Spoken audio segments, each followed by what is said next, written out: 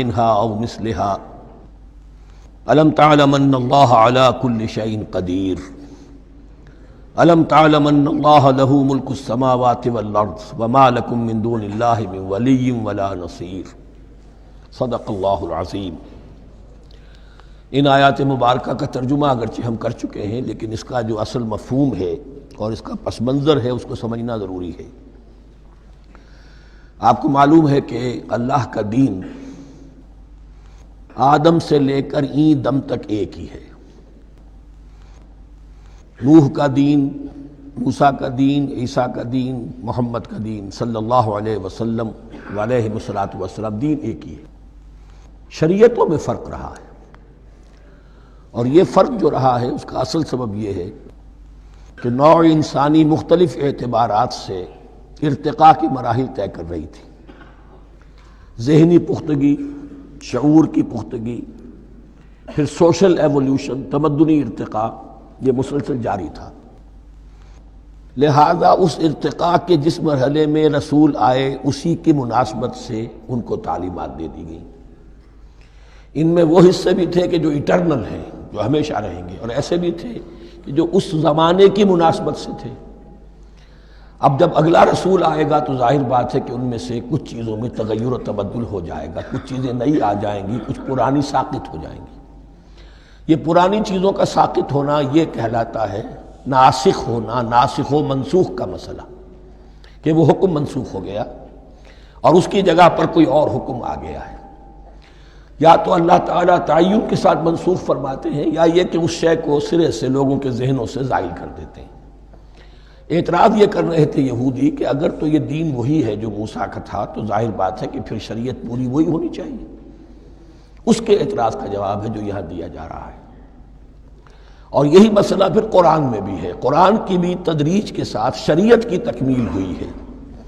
جیسا کہ میں نے پہلے عرض کیا تھا، شریعت کا بلو پرنٹ آپ کو سورہ بقرہ میں مل جائے گا آگے چل کر، لیکن شریعت کی تکمیل ہوئی ہے سورہ مائدہ میں۔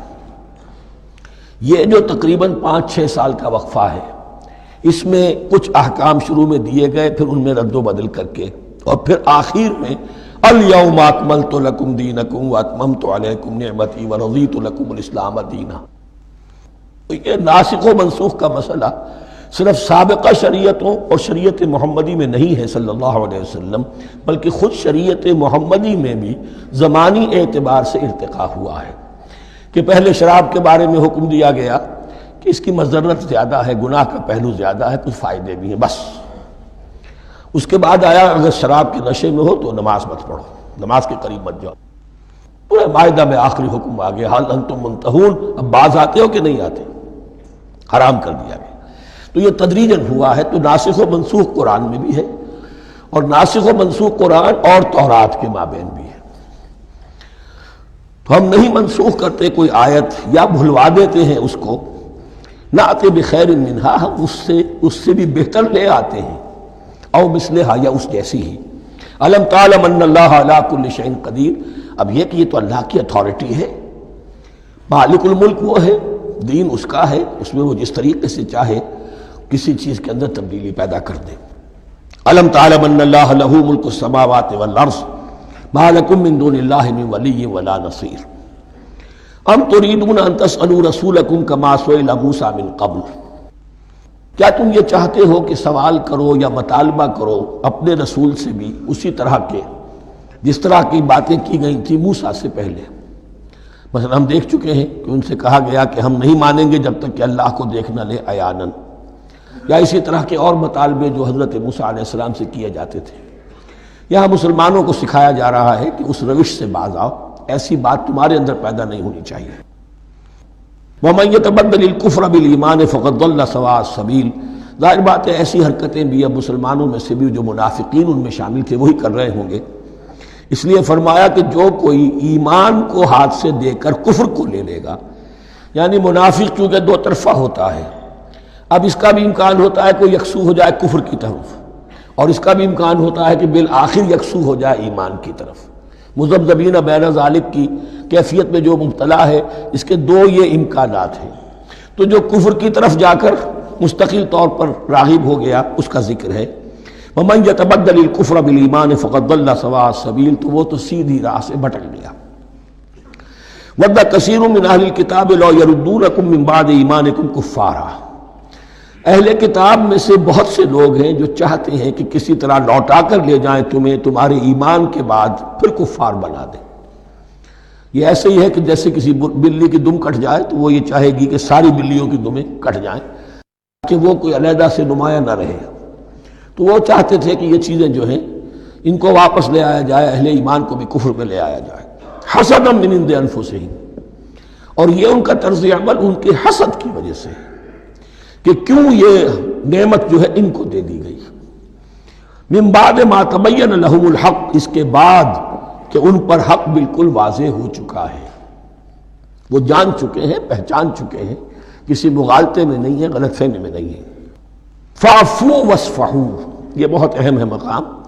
تو اے مسلمانوں تم معاف کرتے رہو اور صرف نظر سے کام لو۔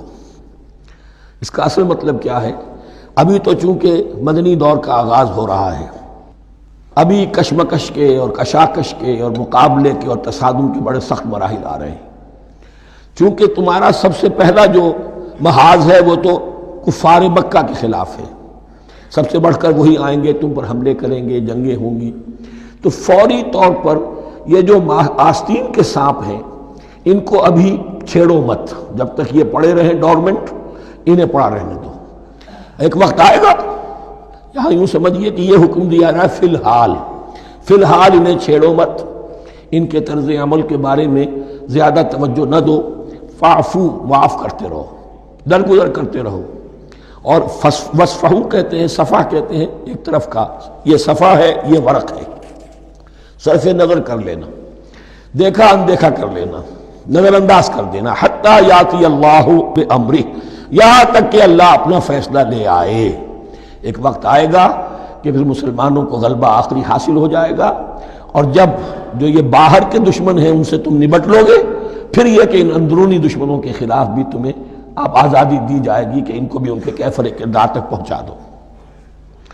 ان اللہ علی کل شیء قدیر، یقیناً اللہ ہر چیز پر قادر ہے۔ واقیموا الصلاۃ وآتوا الزکاۃ، نماز قائم رکھو، زکوٰۃ دیتے رہو۔ وما تقدموا لانفسکم من خیر تجدوہ عند اللہ، اور جو کچھ بھی تم خیر میں سے، بھلائی میں سے اپنے لیے آگے بھیجو گے، کوئی مال خرچ کر رہے ہو تو خرچ کہاں ہو گیا؟ وہ تو اللہ کے ہاں ڈپازٹ ہو گیا، جمع ہو گیا۔ وما تقدموا لانفسکم من خیر تجدوہ عند اللہ، اسے اللہ کے پاس پاؤ گے۔ ان اللہ بما تعملون بصیر، یقیناً جو کچھ تم کر رہے ہو اللہ اسے دیکھ رہا ہے۔ وقالوا لن يدخل الجنۃ الا من كان هودا او نصارى، اب دیکھیے جب یہ نئی امت اب تشکیل پا رہی ہے تو یہودی اور نصرانی جو ایک دوسرے کے دشمن تھے مسلمانوں کے مقابلے میں جمع ہو گئے۔ انہوں نے کہنا یہ شروع کیا، وقالوا لن يدخل الجنۃ، ہرگز نہیں داخل ہوگا جنت میں، الا من کان ہودا او نصارا، سوائے اس کے جو یا تو یہودی ہو یا نصرانی ہو۔ وقالوا لن يدخل الجنۃ الا من کان ہودا او نصارا تلک امانیہم، یہ لفظ دوبارہ آ گیا، یہ ان کی خواہشات ہیں، من گھڑت خیالات ہیں، ان کی وشفل تھنکنگ ہے۔ قل ہاتوا برہانکم ان کنتم صادقین، کہو ان سے لاؤ کوئی دلیل اگر تم سچے ہو، دلیل کتاب سے لاؤ، کہیں تورات میں لکھا ہے یہ، کہیں یہ انجیل میں لکھا ہے، جو تورات اور جو انجیل تمہارے پاس ہے اسی میں سے دکھا دو کہ یہ لکھا ہوا ہو، کہیں لکھا ہوا نہیں۔ اب یہاں پر وہ یونیورسل ٹروتھ آ رہا ہے، بلا من اسلم وجہہ للہ وہو محسن، کیوں نہیں، ہر وہ شخص کے جو اپنا چہرہ اللہ کے سامنے جھکا دے اور وہ محسن ہو، اس کا رویہ صدق پر، سچائی پر، حسن کردار پر مبنی ہو، سر کا جھکانا منافقانہ نہ ہو، جزوی نہ ہو کہ کچھ مانا کچھ نہیں مانا۔ بلا من اسلم وجہہ للہ وہو محسن فلہ اجرہ عند ربہ، تو اس کے لیے اس کا اجر محفوظ ہے اس کے رب کے پاس۔ ولا خوف علیہم ولا هم یحزنون، نہ ان پر کوئی خوف ہوگا اور نہ ہی وہ حزن سے دوچار ہوں گے۔ یہ دوسری آیت ہے کہ جس سے کچھ لوگوں نے استدلال کیا ہے کہ ایمان بالرسالت ضروری نہیں ہے۔ اب دیکھیے اس کا جواب وہی ہوگا، نمبر ایک تو یہ، ہر جگہ پر ساری چیزیں بیان نہیں کی جایا کرتی، کوئی چیز کہیں بیان کی گئی، کوئی کہیں بیان کی گئی ہے۔ کتاب کو لینا ہے تو پوری کو پوری ایک کتاب کی حیثیت سے۔ دوسرا یہ کہ یہ سارا سلسلہ کرام جو ہے، جو دو بریکٹس کے مابین آ رہا ہے، اس میں پہلے سے ہے وَآمِنُوا بِمَا أَنزَلْتُ مُصَدِّقًا لِمَا مَعَكُمْ وَلَا تَكُونُوا أَوَّلَ كَافِرٍ بِهِ، تو وہ تو ضرب کھا رہی ہے اس پورے کے پورے مضامین کے سلسلے سے جو ان دو بریکٹوں کے درمیان آ رہا ہے۔ اب دیکھیے، ایک طرف تو ان کا کہنا یہ تھا کہ جنت میں داخل نہیں ہوگا مگر وہی جو یہودی ہو یا نصرانی ہو۔ اب عمل کیا ہے؟ وَقَالَتِ الْيَهُودُ لَيْسَتِ النَّصَارَىٰ عَلَىٰ شَيْءٍ، یہودی کہتے ہیں نصارہ کی کوئی حیثیت نہیں، کوئی بنیاد نہیں، کوئی جڑ نہیں۔ وَقَالَتِ النَّصَارَىٰ لَيْسَتِ الْيَهُودُ عَلَىٰ شَيْءٍ، اور نصارہ کہتے ہیں کہ یہود کی کوئی بنیاد نہیں، بے بنیاد لوگ ہیں، کوئی حقیقت ان کی حقانیت ہے ہی نہیں۔ وَهُمْ يَتْلُونَ الْكِتَابَ، اور مزہ یہ ہے کہ دونوں ایک کتاب پڑھ رہے ہیں۔ اولڈ ٹیسٹمنٹ تو مشترک ہے یہودیوں میں اور عیسائیوں میں، یہ بہت اہم نکتہ ہے۔ اور جدید عیسائیت میں جو ایک بہت بڑی طاقت ابھر رہی ہے امریکہ میں، وہ ہے کہ جو یہ عیسائیت کو جیوڈائز کر رہی ہے، کیونکہ رومن کیتھولک مذہب جو تھا اس نے تو چونکہ گویا کہ سارا رشتہ توڑ لیا تھا بائبل سے، سارا اختیار پوپ کے ہاتھ میں آ گیا تھا، لیکن پروٹیسٹنٹس نے پھر بائبل کو قبول کیا۔ اب اس کی منطقی انتہا یہ کہ اولڈ ٹیسٹمنٹ کے اوپر بھی اب ان کی توجہ ہو رہی ہے کہ آخر یہ بھی تو ہم مانتے ہیں کہ ہماری کتاب ہے، اور اس میں جو کچھ لکھا ہے اس کو نظر انداز کیسے کر سکتے ہیں۔ ہم نے جو ایک سیمینار کیا تھا امریکہ میں، جس میں ایک یہودی عالم بھی آئے تھے، ایک عیسائی بھی آئے تھے، اور مسلمانوں کی طرف سے بھی ہمارے ایک ساتھی نے بات کی تھی، تو وہاں ایک یہودی عالم نے کہا کہ اس وقت اسرائیل کو سب سے بڑی سپورٹ جو مل رہی ہے وہ ان عیسائیوں سے مل رہی ہے امریکہ میں سے، کہ جو اس وقت ایونجلسٹ کہلاتے ہیں وہاں پر، اور جو ایک بڑا فرقہ بن کر ابھر رہے ہیں۔ بہرحال یہ ان کا طرز عمل ہے۔ وَهُمْ يَتْلُونَ الْكِتَابَ، اور وہ دونوں کے دونوں کتاب کے پڑھنے والے ہیں۔ كَذَلِكَ قَالَ الَّذِينَ لَا يَعْلَمُونَ مِثْلَ قَوْلِهِمْ، اسی طرح کہا تھا ان لوگوں نے کہ جو کچھ بھی نہیں جانتے، انہی کی سی بات کہی تھی، یعنی یہ اشارہ ہے مشرکین مکہ کی طرف۔ فَاللَّهُ يَحْكُمُ بَيْنَهُمْ يَوْمَ الْقِيَامَةِ فِيمَا كَانُوا فِيهِ يَخْتَلِفُونَ، تو اللہ تعالیٰ فیصلہ کر دے گا ان کے مابین قیامت کے دن ان تمام باتوں کا جن میں کہ یہ اختلاف کر رہے تھے۔ وَمَنْ أَظْلَمُ مِمَّنْ مَنَعَ مَسَاجِدَ اللَّهِ أَنْ يُذْكَرَ فِيهَا اسْمُهُ وَسَعَىٰ فِي خَرَابِهَا۔ اب دیکھیے یہاں جو بخیہ یہ آیات آ رہی ہیں، تو اگرچہ خطاب تو ہے وہ بریکٹس کے مابین، خطاب میں بنی اسرائیل، لیکن اب یہاں کچھ ریفرنسز اہل مکہ کی طرف شروع ہو گئے ہیں، اور اس کے بعد سے حضرت ابراہیم کا تذکرہ آئے گا، پھر تحویل قبلہ کا ذکر آئے گا۔ تحویل قبلہ میں ظاہر بات ہے کہ وہ قبلہ جو ہے وہ مشرکین مکہ کے قبضے میں تھا اس وقت۔ اس حوالے سے ریلیونٹ کچھ مضامین جو ہیں اس کی تمہید باندھی جا رہی ہے۔ یہ ساری تمہید ہے جو آگے آنے والا مضمون ہے تحویل قبلہ، جو علامت تھی اس بات کی کہ اب وہ سابقہ امت مسلمہ معزول کر دی گئی اور نئی امت محمد صلی اللہ علیہ وسلم اس مقام پر نصب کر دی گئی، انسٹال کر دی گئی۔ اس کے حوالے سے جو مسئلے اٹھیں گے، اسی لیے قال الذین لا یعلمون مثل قولہم، میں نے عرض کیا کہ یہ مشرکین مکہ کی طرف اشارہ ہے۔ ومن اظلم ممن منع مساجد اللہ یذکر فیہا اسمہ، اس سے بڑھ کر ظالم کون ہوگا جو اللہ تعالیٰ کی مسجدوں سے لوگوں کو روکے کہ وہ اس میں اس کا نام لے سکے۔ چونکہ مشرکین مکہ نے مسلمانوں کو محروم کر دیا تھا حرم سے، اب وہاں جانے کی ان کو اجازت نہیں تھی۔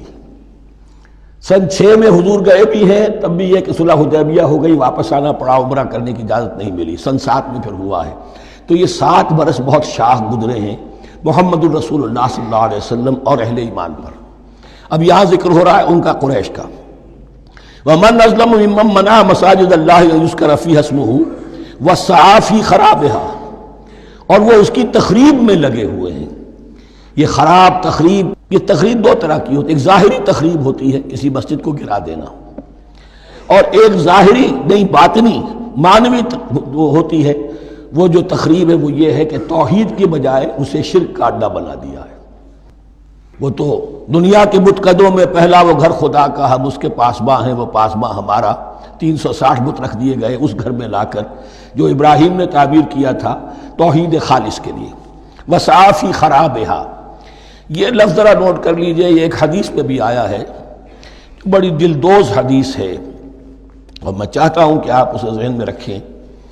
حضور نے فرمایا یوشک ان یاتی علی الناس زمان، اندیشہ ہے کہ لوگوں پر یعنی میری امت پر ایک زمانہ ایسا بھی آ جائے گا، اب گنتے جائیے، لا یبقى من الاسلام الا اسمہ، اسلام میں سے اس کے نام کے سوا کچھ نہیں بچے گا، ولا یبقى من القرآن الا رسمہ، قرآن میں سے اس کے رسم الخط، الفاظ اور حروف کے سوا کچھ نہیں بچے گا، اسی کی اللہ تعالیٰ نے ضمانت دی ہے، یہ محفوظ رہے گا رسم عثمانی۔ مساجدہم عامرۃ، ان کی مسجدیں آباد تو بہت ہوں گی، وہی خراب من الہدی، ہدایت سے خالی ہو جائیں گے، یہ خراب کے لفظ سے ہی خراب من الہدی، وعلماؤہم شر الناس تحت ادیم السماء، اور ان کے علماء آسمان کی چھت کے نیچے کی بدترین انسان ہیں، من عندہم تخرج الفتنۃ وفیہم تعود، فتنہ انہی کے اندر سے برآمد ہوگا اور انہی میں گھس جائے گا، یعنی ان کا کام فتنہ انگیزی، مخالفت، جنگ و جدال، بھڑکانا، اپنے اپنے فرقے کے لوگوں کے جذبات کو بھڑکاتے رہنا اور مسلمانوں کے اندر اختلافات کو ہوا دینا، یہی ان کا کام رہ جائے گا۔ آج جن کو ہم علماء کہتے ہیں ان کی عظیم اکثریت اس کیفیت سے دوچار ہو چکی ہے۔ جب مذہب اور دین پیشہ بن جائے تو کوئی خیر اس میں باقی نہیں رہتا، یہ دین اور مذہب پیشہ نہیں تھا، اسلام میں کوئی پیشوائیت نہیں، اسلام میں کوئی پاپائیت نہیں، اسلام میں کوئی برہمنزم نہیں، اسلام تو ایک کھلا، ہر شخص کتاب اللہ پڑھے، ہر شخص عربی سیکھے، ہر شخص کو امامت کے قابل ہونا چاہیے، ہر شخص اپنی بچی کا نکاح خود پڑھائے، ہر شخص اپنے والد کا جنازہ خود پڑھے، یہ جو ہم نے پیشہ بنا دیا ہے اور پھر انہیں پیسے دیتے، ظاہر بات ہے کہ پھر اس پیشے کے اندر تو پیشے میں عیب نہیں، رکھیے نہ فرہاد کو نام، پھر تو پیشہ میں تو جو کچھ پیشہ ورانہ چشمکیں ہوتی ہیں اور جو خباثتیں ہوتی ہیں وہ آتی ہیں۔ لیکن ساتھ ہی یہ بات واضح رہے کہ علماء حق سے دنیا خالی نہیں ہوگی، علماء حق بھی ہیں، لیکن کسی کے ماتھے پر لکھا ہوا نہیں ہوتا کہ یہ علماء حقانی میں سے اور یہ علماء سوء میں سے ہے۔ باقی یہ صحیح بات ہے کہ اکثریت ادھر جا چکی ہے، ورنہ امت کا بیڑا غرق نہ ہوتا، سیدھی سیدھی بات، یہ بیڑا غرق ہوا ہے تو آخر کوئی سبب ہے۔ اولئک ما کان لہم ان یدخلوها الا خائفین، ایسے لوگوں کو تو سوائے اس کے ان کا کوئی مقام نہیں ہے کہ انہیں داخل ہونے کی بھی اجازت نہیں ہونی چاہیے اس میں، یعنی اللہ کی مسجدوں میں، مگر خوف زدہ ہو کر، ڈر کر۔ لہم فی الدنیا خزی، کے لیے دنیا میں بھی رسوائی اور ذلت ہے، وَلَهُمْ فِي الْآخِرَةِ عَذَابٌ عَظِيمٌ، اور آخرت میں ان کے لیے عذاب عظیم ہے۔ وَلِلَّهِ الْمَشْرِقُ وَالْمَغْرِبُ، اب دیکھیے تمہید ہو رہی ہے تحویل قبلہ کے لیے۔ اب ظاہر بات ہے کہ بڑی حساس جو ہے وہ ایک کیفیت تھی یہ، تو یروشلم کے ساتھ جن کو دلچسپی تھی اور ان کے دلوں میں اس کی عقیدت تھی، مکہ مکرمہ اور بیت اللہ کے ساتھ جن کو دلچسپی تھی اور ان کے دلوں میں اس کی عقیدت تھی، تو اس حوالے سے یہ قبلہ بدلنا، اور 2 دفعہ بدلا ہے قبلہ، پہلے آ کے مدینے میں حضور نے یروشلم کی طرف 16 مہینے نماز پڑھی اور پھر تحویل قبلہ ہوا، تو اب اس میں کئی امتحان ہو گئے، وہ آگے آ جائے گا، لیکن اس کی تمہید باندھی جا رہی ہے۔ للہ المشرق والمغرب، مشرق اور مغرب سب اللہ کے ہیں، یعنی اگر ہم رخ کرتے ہیں مغرب کی طرف تو اس کے معنی یہ نہیں ہے کہ اللہ مغرب میں ہے، معاذ اللہ، اللہ تو جہت سے، مقام سے، ماورا وراء الورا، یہ تو یہ ہے کہ ایک یکسانیت پیدا کرنے کے لیے، اجتماعی رنگ دینے کے لیے ایک چیز کو قبلہ بنا دیا، علامت ہے۔ غالب نے ٹھیک کہا ہے، قبلے کو اہل نظر قبلہ نما کہتے ہیں، قبلہ جو ہے وہ مسجود تو نہیں ہے پرے سرحد ادراک سے اپنا مسجود، قبلے کو اہل نظر قبلہ نما کہتے ہیں۔ للہ المشرق والمغرب فینما تولوا فثم وجہ اللہ، جدھر بھی تم رخ کرو گے وہ اللہ ہی کا رخ ہے۔ ان اللہ واسع علیم، یقیناً اللہ بہت وسعت والا ہے، بہت وسعت والا ہے، وہ کسی سمت میں محدود نہیں ہے، اور علیم ہے، ہر شے کا جاننے والا ہے۔ دیکھیے یہاں یہ آیت کہہ کے اور چھوڑ دیا مسئلہ، اگلے مسئلے پر آگے آپ کو پتہ چلے گا کہ یہ در حقیقت ایک تمہید باندھی جا رہی ہے تحویل قبلہ کے لیے۔ وقالوا اتخذ اللہ ولدا سبحانہ، اور ان میں وہ بھی ہیں، اب ظاہر بات ہے یہاں پھر اشارہ ہو رہا ہے وہ اہل مکہ کی طرف، جنہوں نے یہ کہا ہے کہ اللہ نے اولاد اپنے لیے اختیار کی، یعنی وہ کہتے تھے کہ یہ جو فرشتے ہیں یہ اللہ کی بیٹیاں ہیں۔ نصارہ کہتے تھے کہ حضرت مسیح اللہ کے بیٹے ہیں، اور یہودیوں کا بھی ایک گروہ ایسا تھا جو حضرت عزیر کو اللہ کا بیٹا کہتا تھا۔ بل لہ ما فی السماوات والارض، نہیں، آسمانوں اور زمین میں جو کچھ ہے اسی کی ملکیت ہے، سب مخلوق ہے، مملوک ہے، خالق اور مالک صرف وہ ہے۔ کل لہ قانتون، اور سب کے سب اس کے فرما بردار ہیں، بڑے سے بڑا رسول، بڑے سے بڑا ولی، بڑے سے بڑا فرشتہ، بڑے سے بڑے اجرام سماویہ، سب کل لہ قانتون۔ بدیع السماوات والارض، وہ آسمان اور زمین کو پیدا کرنے والا ہے بغیر کسی شے کے۔ یہ ابداع اور خلق، ان میں فرق ہے۔ ابداع، بلکہ شاہ ولی اللہ دہلوی نے حجت اللہ البالغہ کا جو پہلا چیپٹر ہے اس کو یہی 3 عنوان دیے ہیں۔ اللہ تعالیٰ کے افعال بنیادی طور پر 3 ہیں: ابداع، خلق، تدبیر۔ ابداع ہے جسے انگریزی میں کہتے ہیں کریشن ایکس نہیلو، عدم محض سے کچھ بنا دیا، کچھ نہیں تھا اور بنا دیا، کن فیکون، یہ ابداع ہے۔ خلق ہے اب ایک چیز سے دوسری چیز بنانا، گارے سے انسان بنایا، یہ تخلیق ہے، آگ سے جن بنایا، یہ تخلیق ہے، نور سے فرشتے بنایا، یہ تخلیق ہے۔ تو ابداع، بدیع وہ ہے کہ جس نے نئی چیز، اسی لیے بدعت ہمارے ہاں کہلاتی ہے وہ شے جو دین میں نہیں تھی اور خواہ لا کے شامل کر دی گئی، جس کی کوئی جڑ بنیاد دین میں نہیں ہے، وہ بدعت ہے۔ اس سے یہ لفظ بدیع السماوات والارض، وَإِذَا قَضَىٰ أَمْرًا فَإِنَّمَا يَقُولُ لَهُ كُن فَيَكُونُ، اس کی شان تو یہ ہے کہ جب وہ کسی معاملے کا فیصلہ کر لیتا ہے تو بس کہتا ہے کہ ہو جا، اور وہ ہو جاتی ہے۔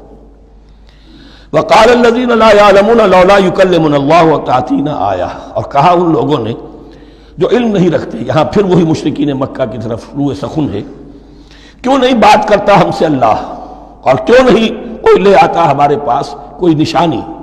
یہ میں عرض کر چکا ہوں، یہ مضمون جو ہے کہ ان کا مطالبہ تھا بہت شدت کے ساتھ کہ کوئی معجزے ویسے ہی دکھاؤ جیسے تم کہتے ہو کہ عیسیٰ نے دکھائے تھے، موسیٰ نے دکھائے تھے، تو ہمارے یہ مطالبے پورے کر دو، ہم مان لیں گے۔ یہ ذکر آئے گا سورہ انعام میں اور پھر سورہ بنی اسرائیل میں۔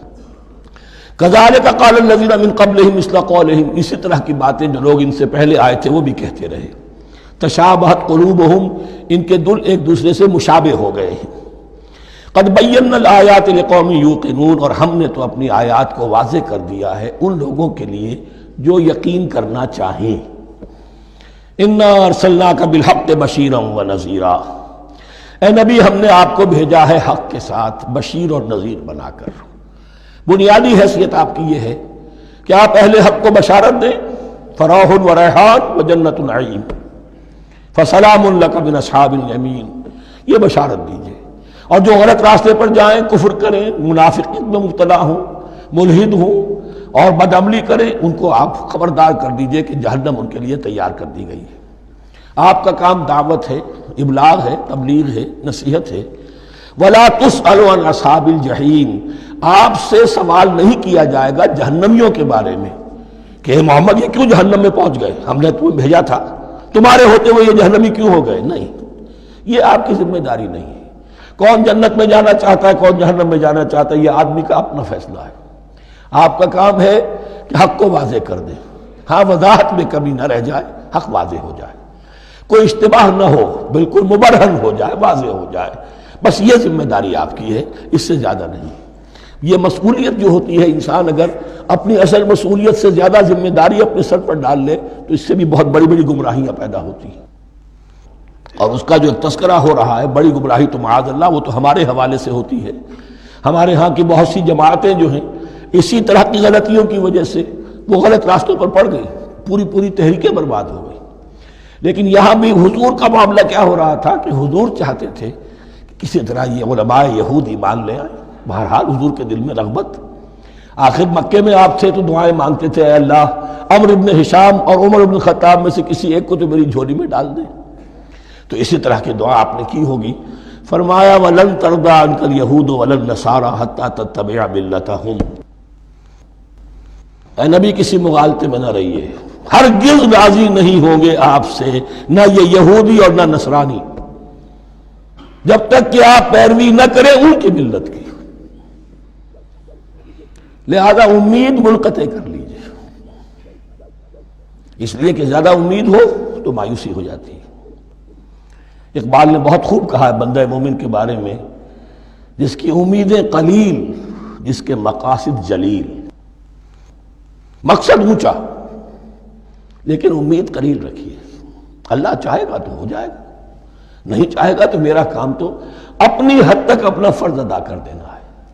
اس سے زیادہ کی جو ہے خواہش اپنے دل میں پالیں گے، کسی اجلت پسندی میں گرفتار ہو جائیں گے، کہیں دائیں بائیں ہک اور کرک کے ذریعے سے کہیں پہنچنے کی کوشش کریں گے اور اپنے آپ کو بھی برباد کر دیں گے۔ لن ترضى عنك اليهود ولا النصارى حتى تتبع ملتهم قل ان هدى الله هو الهدى، کہہ دیجئے دیکھو ہدایت تو ہے اللہ کی ہدایت۔ وَلَئِنِ اتَّبَعْتَ أَهْوَاءَهُمْ، اور اے نبی آپ بھی کان کھول کر سن لیں، اگر آپ نے ان کی خواہشات کی پیروی کی، یہاں ہم جوڑ دیں گے الفاظ بالفرض، بالفرض بفرض محال، اگر آپ نے ان کی خواہشات کی پیروی کی کہ کچھ چلو لے دو کر معاملہ کر لو، کچھ ان کی بات مانو، کچھ اپنی بات منوا لو۔ یہ مکے میں بھی قریش کی طرف سے بھی آیا تھا کہ کچھ اپنی بات منوا لیجئے، کچھ ہماری مانی، کمپرومائز کیجئے۔ اب ظاہر بات ہے کہ یہاں اب یہود کے ساتھ یہی معاملہ ہے۔ وَلَئِنِ اتَّبَعْتَ أَهْوَاءَهُمْ بَعْدَ الَّذِي جَاءَكَ مِنَ الْعِلْمِ مَا لَكَ مِنَ اللَّهِ مِنْ وَلِيٍّ وَلَا نَصِيرٍ، اور اگر بفرض محال آپ نے پیروی کی ان کی خواہشات کی، اس کے بعد کہ آپ کے پاس علم آ چکا، تو نہیں ہوگا کوئی بھی اللہ کے مقابلے میں آپ کے لیے کوئی مددگار یا حمایتی۔ معاذ اللہ، معاذ اللہ، حق کی تلوار بڑی ننگی ہے۔ اور یہاں اللہ کا عدل یہ فرد سے فرد تک بدلتا نہیں ہے، نہ امت سے امت کی طرف بدلے گا، قوم اور کسی اور قوم سے ایک معاملہ، کسی دوسری قوم سے کوئی اور معاملہ نہیں۔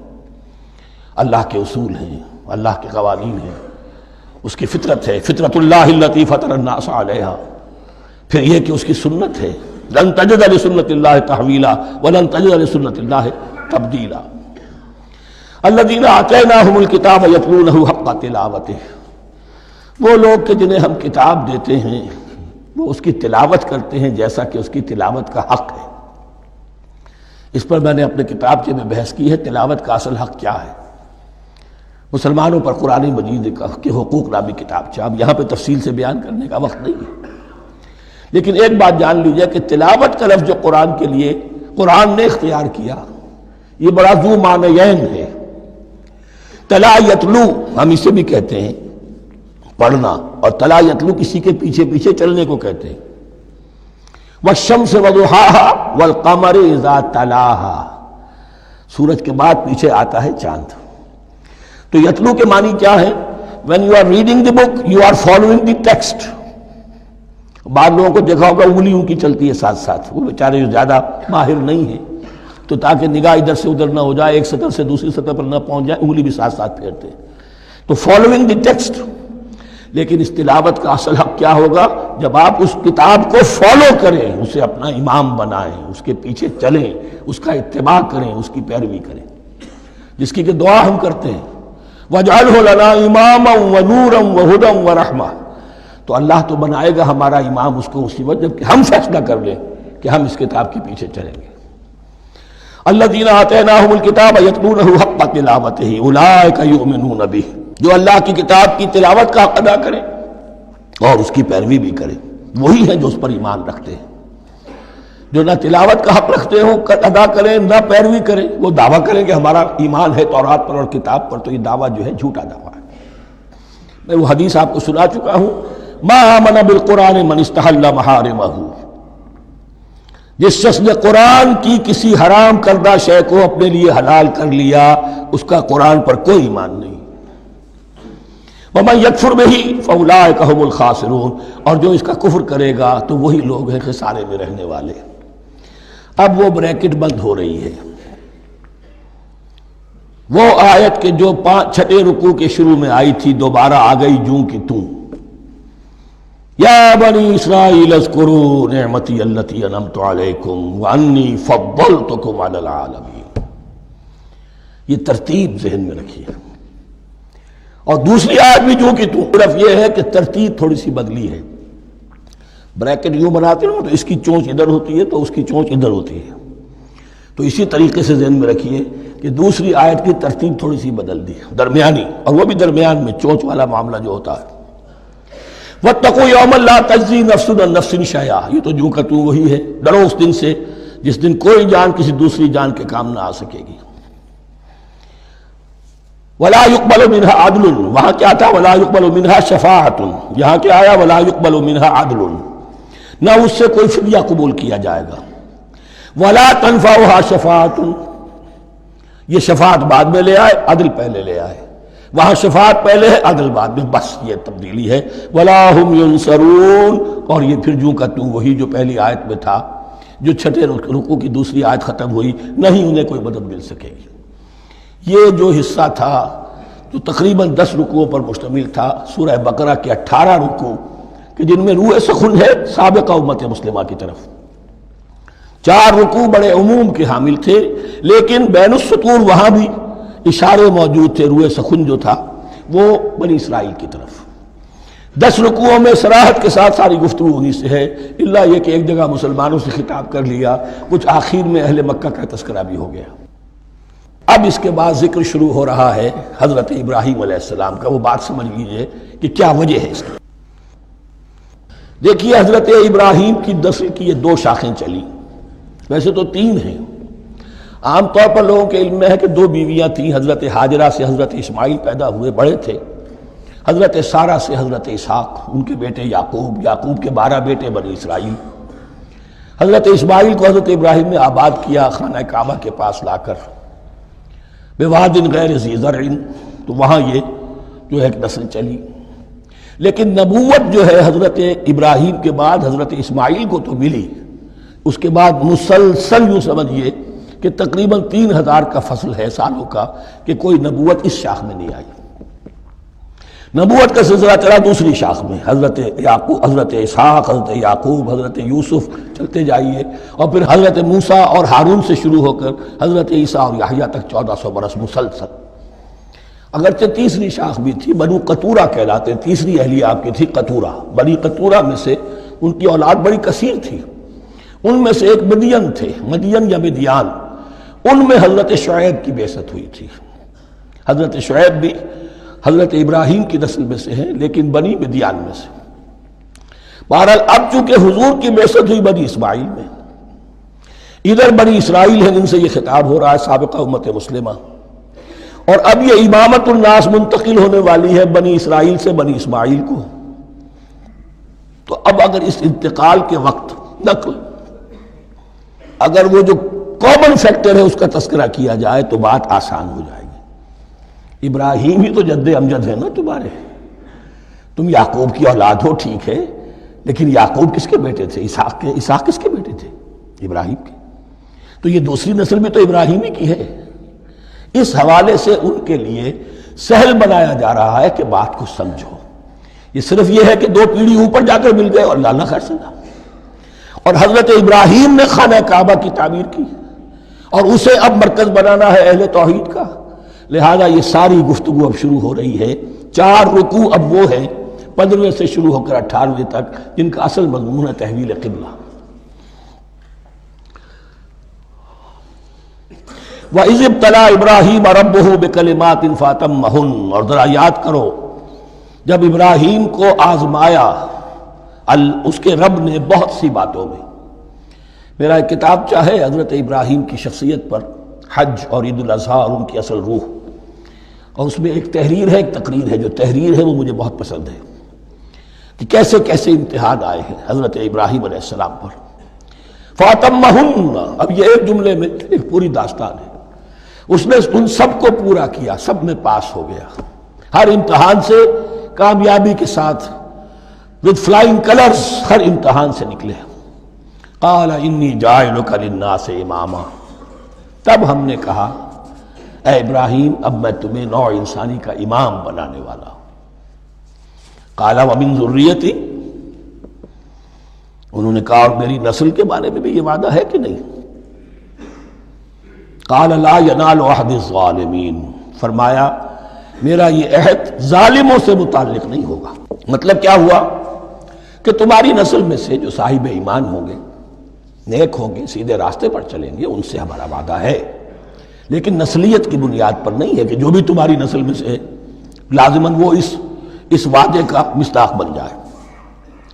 وَإِذْ جَعَلْنَا الْبَيْتَ مَثَابَةً لِلنَّاسِ وَأَمْنًا، اور یاد کرو جب کہ ہم نے گھر کو، اپنے گھر کو، بیت اللہ کو قرار دے دیا لوگوں کے لیے زیارت کی جگہ، لوٹ کے آنے، لوٹ کر آؤ، حج کرو، مَثَابَةً لِلنَّاسِ وَأَمْنًا، اور اسے امن کا گھر قرار دے دیا۔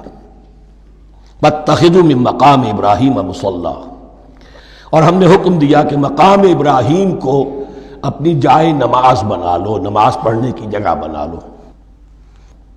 آج کل تو بعض علماء نے یہ کہا ہے کہ مقام ابراہیم سے مراد کوئی خاص پتھر نہیں ہے، بلکہ اصل میں وہ تو پوری جگہ جو تھی وہ مقام ابراہیم، حضرت ابراہیم وہاں آباد ہوئے تھے۔ لیکن صحیح بات وہی ہے جو ہمارے سلف سے چلی آ رہی ہے، روایات پختہ ہیں اس کے بارے میں کہ یہ جس طریقے سے حجر اسود جنت سے آیا ہے، ایسے ہی یہ بھی ایک پتھر تھا کہ جو جنت سے لایا گیا حضرت ابراہیم کے لیے جب وہ تعمیر کر رہے تھے، کوئی اور ذرائع تو ابھی تھے ہی نہیں، اس کے اوپر وہ کھڑے ہوتے تھے اور یہ پتھر ہی اونچا ہوتا جاتا تھا خود۔ اب جیسے جیسے تعمیر اوپر جا رہی ہے تو اس کے لیے یہ پتھر اونچا ہوتا تھا، وہ پتھر ہے جو مقام ابراہیم اب بھی محفوظ ہے، اور وہاں پر پھر طواف کر کے کعبے کا مکمل، پھر اس کے آس پاس جو ہے 2 رکعت جو ہے وہ ادا کی جاتی ہے نماز۔ وَعَهِدْنَا إِلَىٰ إِبْرَاهِيمَ وَإِسْمَاعِيلَ أَن طَهِّرَا بَيْتِيَ لِلطَّائِفِينَ وَالْعَاكِفِينَ وَالرُّكَّعِ السُّجُودِ، اور ہم نے عہد لے لیا تھا ابراہیم اور اسماعیل سے کہ تم دونوں ہمارے اس گھر کو، بیتیا میرے اس گھر کو پاک رکھو۔ اب یہ تطہیر بھی دونوں طرح کی ہوگی، ظاہری صفائی بھی ہو، گند نہ ہو، تاکہ زائر آئیں تو ان کے دلوں میں جو کدورت پیدا نہ ہو، کوفت نہ ہو، کھلی فضا ہو، صاف رکھو۔ اور تطہیر باطنی، وہاں توحید کا چرچا ہو، کوئی اور کفر اور شرک جو ہے وہ نہ آنے پائے۔ ان طہرا بیتی للطائفین والعاکفین، طواف کرنے والوں کے لیے، اعتکاف کرنے والوں کے لیے، والرکع السجود، اور رکوع اور سجود کرنے والوں کے لیے۔ وَإِذْ قَالَ إِبْرَاهِيمُ رَبِّ اجْعَلْ هَٰذَا بَلَدًا آمِنًا وَارْزُقْ أَهْلَهُ مِنَ الثَّمَرَاتِ مَنْ آمَنَ مِنْهُمْ بِاللَّهِ وَالْيَوْمِ الْآخِرِ، اور یاد کرو جب کہ ابراہیم نے کہا تھا اے میرے پروردگار اس گھر کو امن کی جگہ بنا دے، اور اس کے رہنے والوں، اس کے ہاں آباد ہونے والوں کو یعنی بنی اسماعیل کے لیے ان کو رزق عطا فرما، میووں کا اور پھلوں کا۔ من آمن منہم باللہ والیوم الآخر، اب یہاں حضرت ابراہیم خود رک گئے کہ میں اپنی ساری اولاد کے لیے یہ دعا نہ کروں، اس لیے کہ وہاں روک دیا گیا تھا لا ینال عہد الظالمین، تو جو بھی ان میں سے ایمان اور عمل صالح والے ہوں اور یوم آخر پر ایمان رکھتے ہوں، اجعل هذا البلد آمنا وارزق اهله من الثمرات من آمن منهم باللہ والیوم الآخر۔ اب یہاں دیکھیے اللہ تعالیٰ نے گویا کہ ہم کہیں گے ازرہ شفقت مسکراتے ہوئے گویا کہ فرمایا کہ ابراہیم قال ومن کفر، تمہاری اولاد میں سے جو کفر کرے گا فأمتعه قلیلا، اس کو بھی میں دنیا کا ساز و سامان تو دوں گا، امامت میں شامل نہیں کر سکتا، لیکن یہ کہ دنیاوی طور پر مال و متاع جو ہے وہ ان کو بھی میں دوں گا۔ ومن کفر فأمتعه قلیلا ثم اضطره الى عذاب النار، ہاں پھر اسے کشاں کشاں لے آؤں گا جہنم کے عذاب کی طرف، وبئس المصیر، اور وہ بہت ہی بری جگہ ہے لوٹنے کی۔ وَإِذْ يَرْفَعُ إِبْرَاهِيمُ الْقَوَاعِدَ مِنَ الْبَيْتِ وَإِسْمَاعِيلُ، اور یاد کرو جب کہ ابراہیم اٹھا رہے تھے ہمارے گھر کی بنیادوں کو، اور اسماعیل، باپ بیٹا دونوں لگے ہوئے تھے۔ یہاں لفظ جو قواعد آیا ہے اس کو نوٹ کیجئے، قواعد قاعدے کی جمع ہے اور یہ بنیادوں کو کہا جاتا ہے، اور اس میں اشارہ ہے حضرت ابراہیم اصل معمار اور بانی نہیں ہے کعبے کے، کعبہ بنایا ہے حضرت آدم نے، ان اول بیت وضع للناس للذی ببکہ، پہلا گھر۔ اب کیسے ممکن تھا حضرت آدم علیہ السلام کے زمانے سے لے کر اور حضرت ابراہیم تک کم و بیش جو ہے 4000 برس ہے، عام اندازہ جو ہے تورات کا اگر آپ لگائیں تو کوئی مسجد نہیں بنی ہوگی کیا؟ یہ پہلا گھر ہے، پہلا وہ گھر خدا کا، تو اس کی بنیادیں رہ گئی تھیں، باقی وہ امتداد زمانہ سے، اور چونکہ یہ سیلاب کا راستہ تھا، سیلاب کی وجہ سے وہ سب جو ہے دیواریں بہہ گئی تھیں، صرف بنیادیں تھیں، ان بنیادوں کو پھر وَإِذْ بَوَّأْنَا لِإِبْرَاهِيمَ مَكَانَ الْبَيْتِ، یہ سورہ حج میں جا کر مضمون تفصیل سے آئے گا۔ اب میں آئے گا کہتا ہوں، آ چکا ہے حقیقت کے اعتبار سے، اس لیے کہ یہ ساری مکی صورتیں ہیں جو نازل ہو چکی ہیں سورہ بقرہ سے بہت پہلے۔ تو جب وہ ان بنیادوں کو اٹھا رہے تھے تو دعائیں مانگ رہے تھے، ربنا تقبل منا انک انت السمیع العلیم، اے رب ہماری اس کوشش کو، ہماری اس مشقت کو، محنت کو قبول فرما۔ باہر گھر بنا رہے ہیں، پتھر اٹھا اٹھا کر لا رہے ہیں، حضرت اسماعیل کی عمر اس وقت لگ بھگ 13 برس ہے، ہاتھ بٹا رہے ہیں۔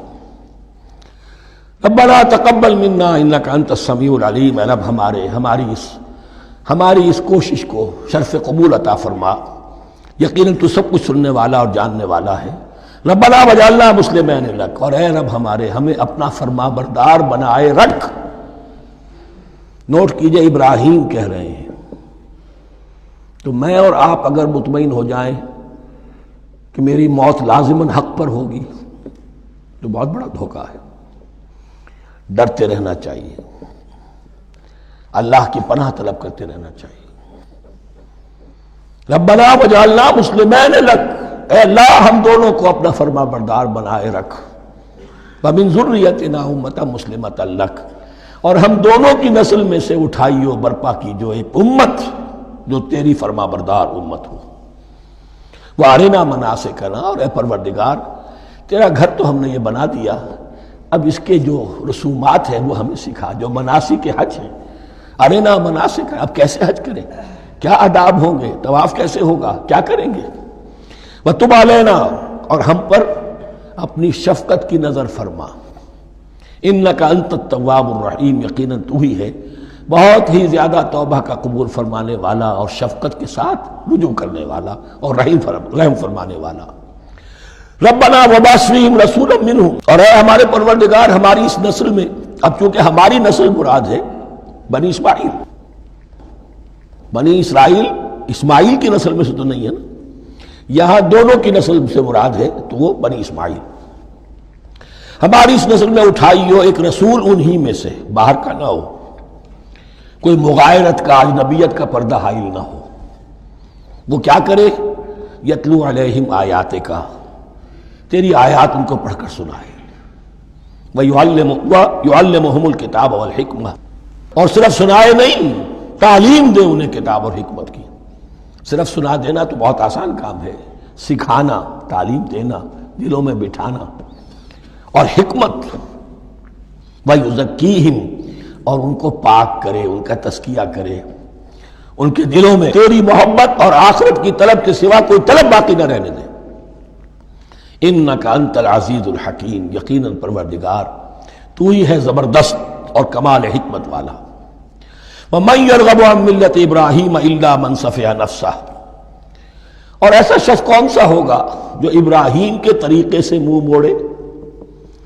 یہ رغبت کا نظر بھی زبان میں دونوں طرف جاتا ہے، رغبہ الہ، کسی شے کی طرف رغبت ہونا، محبت ہونا، میلان ہونا، اور رغبہ عن، کسی شے سے متنفر ہونا، کسی شے سے ابا کرنا، اس کو چھوڑ دینا۔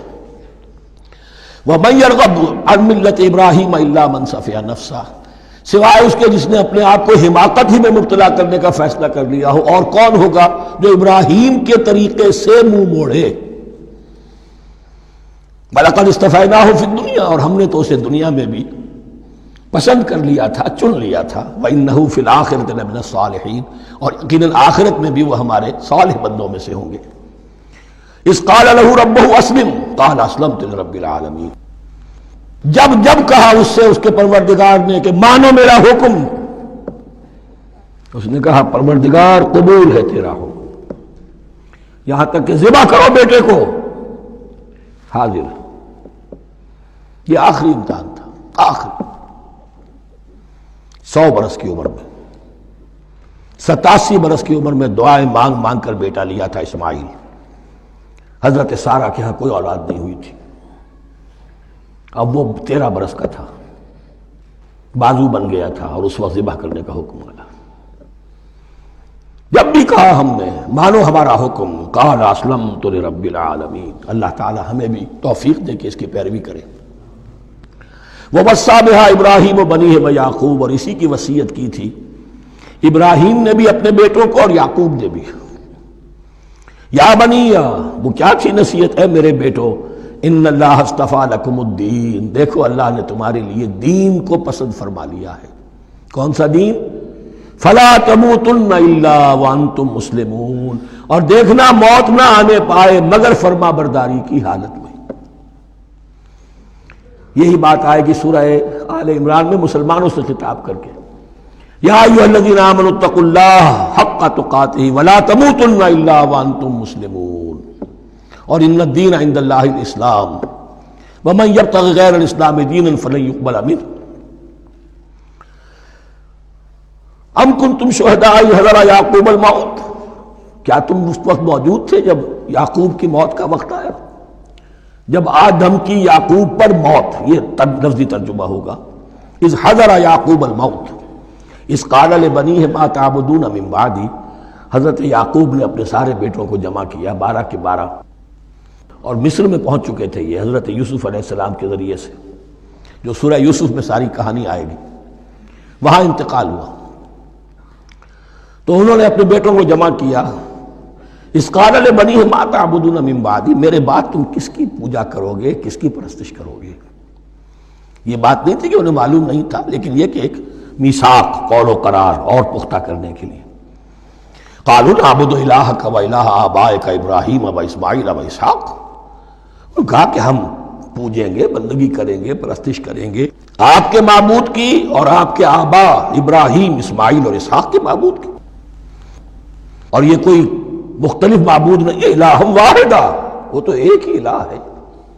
وَنَحْنُ لَهُ مُسْلِمُونَ، ہم اس کے لیے، اس کے سامنے سر جھکاتے ہیں، اسی کی فرما برداری کا اقرار کرتے ہیں۔ تِلْكَ أُمَّةٌ قَدْ خَلَتْ، یہ آیت 2 مرتبہ آئے گی اسی رکوع میں۔ یہ ایک گروہ تھا انسانوں کا جو گزر گیا، ابراہیم، اسماعیل، اسحاق، یعقوب، ان کی اولاد، قد خلت، وہ گزر گئے۔ لہا ما کسبت ولکم ما کسبتم، ان کے لیے تھا جو انہوں نے کمایا، اور تمہارے لیے ہوگا جو تم کماؤ گے۔ یعنی یہاں پدرم سلطان بود کا کوئی مقام نہیں ہے، ہر شخص کے لیے اپنا عمل، اپنا ایمان، اپنی کمائی۔ وَلَا تُسْأَلُونَ عَمَّا كَانُوا يَعْمَلُونَ، تم سے یہ نہیں پوچھا جائے گا کہ وہ کیا کرتے تھے، تم سے پوچھا جائے گا تم کیا کر کے لائے ہو۔ تو راچے ہے پدرم سلطان بود، تو راچے ہے، تم کیا ہو بھائی، تو اپنی بات کرو، باپ تمہارا سلطان تھا، ہوگا۔ وَقَالُوا كُونُوا هُودًا أَوْ نَصَارَىٰ تَهْتَدُوا، لیکن اس پس منظر میں اب ان کی خباثت کو نمایاں کیا جا رہا ہے کہ یہ تو تھی وصیت ابراہیم کی اور یعقوب کی، اور اس وقت کے یہود و نصارہ کا کیا رویہ ہے؟ قالوا كونوا هودا او نصارى تهتدوا، وہی متحدہ محاذ حضور کے خلاف۔ یا تو یہودی، انہوں نے کہا کہ یا یہودی ہو جاؤ یا نصرانی تو ہدایت پر ہو جاؤ گے۔ قل بل ملت ابراہیم حنیفا، کہہ دیجئے نہیں، بل نتبع، ہم تو نتبع یہاں پر محذوف مانیے، بل نتبع ملت ابراہیم حنیفا، نہیں، ہم تو پیروی کریں گے ابراہیم کے طریقے کی، بالکل یکسو ہو کر۔ وما کان من المشرکین، اور وہ مشرکوں میں سے نہیں تھے۔ قولوا آمنا باللہ، اب یہاں مسلمانوں کو حکم دیا جا رہا ہے، دیکھو تم ان کے جو کچھ وہ کہتے ہیں اس کے جواب میں تم یہ کہو، قولوا کہو آمنا باللہ، ہم ایمان رکھتے ہیں اللہ پر، وما انزل الینا، اور جو کچھ نازل کیا گیا ہماری جانب، وما انزل الی ابراہیم و اسماعیل و اسحاق و یعقوب، اور جو کچھ نازل کیا گیا ابراہیم اور اسماعیل اور اسحاق اور یعقوب کی طرف، والاسباط، اور ان کی اولاد کی طرف، وما اوتی موسیٰ و عیسیٰ، اور جو کچھ دیا گیا موسیٰ کو اور عیسیٰ کو، وما اوتی النبیون من ربہم، اور جو کچھ دیا گیا تمام نبیوں کو ان کے رب کی طرف سے، لا نفرق بین احد منہم، ہم ان میں سے کسی کے مابین تفریق نہیں کرتے، ہم سب کو مانتے ہیں۔ دیکھیے ایک ہے تفضیل، کسی کو ایک کو زیادہ افضل سمجھنا دوسرے سے، یہ اور بات ہے، وہ تو سورہ آل عمران میں آئے گا تلک الرسل فضلنا بعضهم علی بعض۔ تفریق یہ کہ ایک کو مانے ایک کو نہ مانے، ان رسولوں میں سے ایک کا انکار سب کا انکار ہے۔ لا نفرق بین احد منہم ونحن له مسلمون، اور ہم نے تو اسی کی فرما برداری کا قلادہ اپنی گردن میں ڈال دیا ہے۔ فإن آمنوا بمثل ما آمنتم، پھر اے مسلمانوں اگر یہ بھی ایمان لائے یہود اور نصارہ بالکل اسی طرح جیسے تم ایمان لائے ہو، نو کمپرومائز، ٹھیک ٹھیک وہی دین اختیار کریں، وہی راستہ جو کہ محمد کے ذریعے سے تمہیں دیا گیا صلی اللہ علیہ وسلم، فَإِنْ آمَنُوا بِمِثْلِ مَا آمَنْتُمْ بِهِ فَقَدْ اهْتَدَوْا، تب وہ ہدایت پر ہوں گے۔ وَإِنْ تَوَلَّوْا، اور اگر وہ پیٹھ موڑ لیں، فَإِنَّمَا هُمْ فِي شِقَاقٍ، تو اس کے معنی یہ ہیں کہ وہ زدم زدہ میں اور دشمنی کے اندر وہ مبتلا ہو چکے ہیں۔ فَسَيَكْفِيكَهُمُ اللَّهُ، تو اے نبی آپ کے لیے ان کے مقابلے میں اللہ کافی رہے گا، آپ فکر نہ کریں، آپ کسی کمپرومائز کی دعوت کی طرف توجہ ہی نہ دیں، کچھ دو کا معاملہ سوچیں بھی نہ، ان کی مخالفتوں سے آپ مرعوب نہ ہوں، ان کی دھمکیوں کا کوئی اثر نہ لیں۔ فَسَيَكْفِيكَهُمُ اللَّهُ، اللہ کافی رہے گا آپ کے لیے ان سب کے مقابلے میں۔ وَهُوَ السَّمِيعُ الْعَلِيمُ، اور یقیناً وہ سب کچھ سننے والا اور جاننے والا ہے۔ ایسا نہیں ہے کہ اسے معلوم نہ ہو کہ آپ اس وقت کن حالات میں ہیں، کیسی مشکلات میں ہیں، کس طرح کی نازک صورتحال دن بدن جو ہے شکل بدل رہی ہے، لیکن آپ قائم رہیں۔ یہ ہے جگہ جہاں پر خون پڑا ہوا ہے، اس نسخے میں جو حضرت عثمان تلاوت فرما رہے تھے، اور اس وقت باغیوں نے انہیں شہید کیا ہے۔ ان کی زوجہ محترمہ نائلہ، انہوں نے بچانا چاہا ہے تو ان کی انگلیاں کٹ گئیں، اور خون جو ہے وہ فَسَيَكْفِيكَهُمُ اللَّهُ، ان الفاظ پر وہ خون پڑا ہے، وہ دھبا اب بھی موجود ہے۔ وَهُوَ السَّمِيعُ الْعَلِيمُ، اور وہ سب کچھ سننے والا اور جاننے والا ہے۔ صبغۃ اللہ، کیا معنی یہاں پر بھی ایک آپ کو محذوف ماننا ہوگا، اخترنا صبغۃ اللہ، ہم نے تو اختیار کر لیا ہے اللہ کے رنگ کو۔ وَمَنْ أَحْسَنُ مِنَ اللَّهِ صِبْغَةً وَنَحْنُ لَهُ عَابِدُونَ، اور اللہ سے بہتر رنگ کس کا ہوگا، اور ہم تو بس اسی کی بندگی، اسی کی پرستش کرنے والے ہیں۔ قُلْ أَتُحَاجُّونَنَا فِي اللَّهِ وَهُوَ رَبُّنَا وَرَبُّكُمْ، اے نبی ان سے کہیے کہ کیا تم ہم سے محاجہ کر رہے ہو، حجت بازی کر رہے ہو، جھگڑ رہے ہو، دلیل بازی کر رہے ہو اللہ کے بارے میں؟ وَهُوَ رَبُّنَا وَرَبُّكُمْ، وہ تو ہمارا رب بھی ہے، تمہارا رب بھی ہے، رب تو ایک ہے، رب بھی ایک، اس کا دین بھی ایک، ہاں شریعتوں میں فرق ہوا ہے۔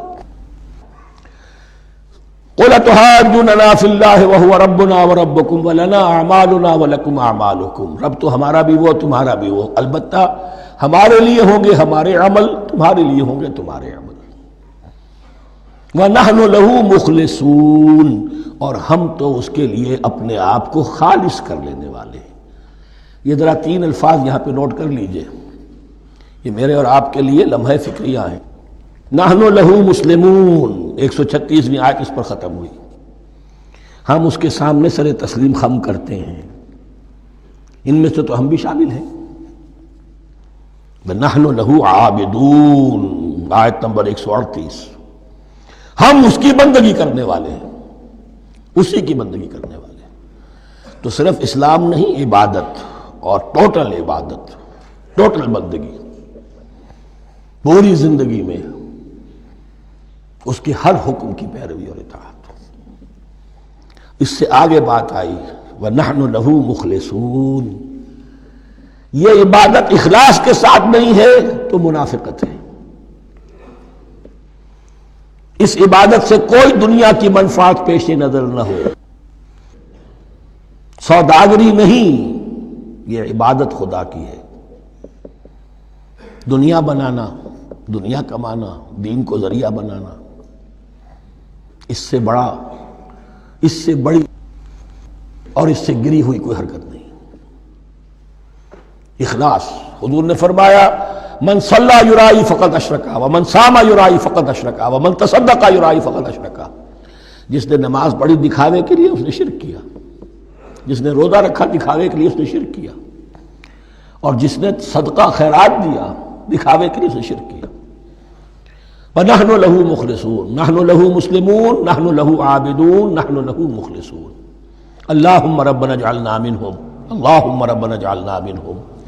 ام تقولون ان ابراہیم واسماعیل واسحاق ویعقوب والاسباط كانوا هودا او نصارى، کیا تمہارا کہنا یہ ہے کہ ابراہیم اور اسماعیل اور اسحاق اور یعقوب اور ان کی اولاد یہودی تھے یا نصرانی تھے؟ تم جو کہتے ہو کہ یا یہودی ہو جاؤ یا نصرانی تب ہدایت پاؤ گے، تو ابراہیم یہودی تھے یا نصرانی؟ اور اسحاق اور یعقوب اور یوسف اور موسیٰ اور عیسیٰ یہ کون تھے؟ یہی بات آج مسلمانوں کو سوچنی چاہیے۔